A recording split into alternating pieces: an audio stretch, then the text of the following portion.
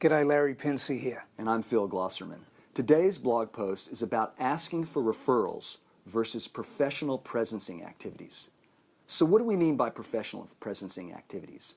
Well, these are the kind of activities that people do to make more contacts, to get their name out there, to introduce themselves to more people. Which is a great idea, isn't it, It's a Phil? fantastic idea.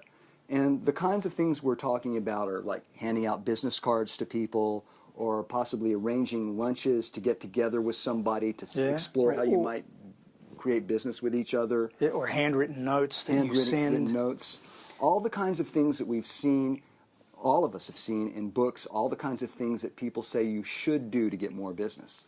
In fact, there are people out there that say that this is how you get referrals. Well, here's the thing. It's a game of chance, and you'll probably get some, with those niceties, which is a good thing. Professional presencing is absolutely essential.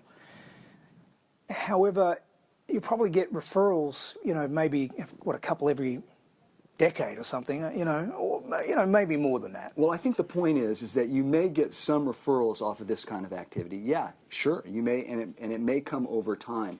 But the problem lies in this. A lot of people do these professional presencing activities in lieu of actually getting a hold of their clients, their customers, their family, their friends, their business associates, and actually sitting down and having a one-on-one direct referral conversation, which we find is much more effective. And by the way, you don't even have to do it sitting down. I mean, in person. You could do it. You could do this on the phone. But let me just point something out to you.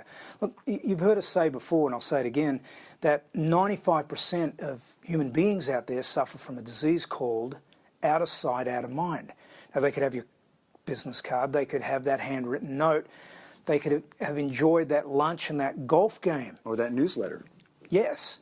And because of out of sight, out of mind, it's not necessarily, again, it's a game of chance. And by the way, I just want to say something about some of these.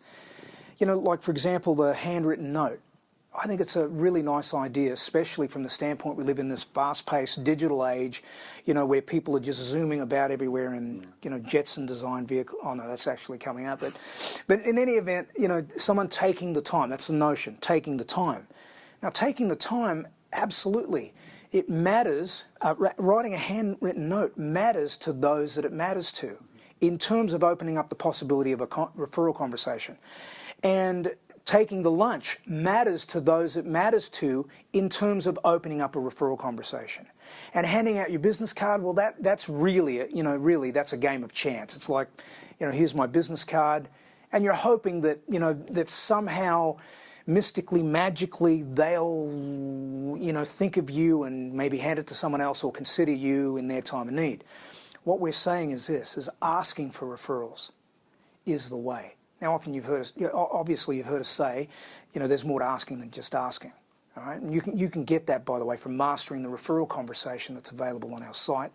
It's a must for those that are like, no kidding, after creating more referral business more often. But the key is asking. Key is asking, and not only that, you're sitting on a gold mine, Phil, aren't they? Absolutely. So we're saying to you, listen, connect into the power of your relationships that can connect you to people and companies that need what you do and need what you have. You see, this is the key for you. Professional presencing, we salute you. However, we believe strongly in the referral code and mastering that referral conversation. So cheers, go great.